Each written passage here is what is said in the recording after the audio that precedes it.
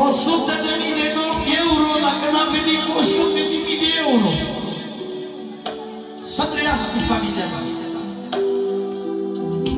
Of, nu cumpăreți-o pe hârtie. E și familia mea numele.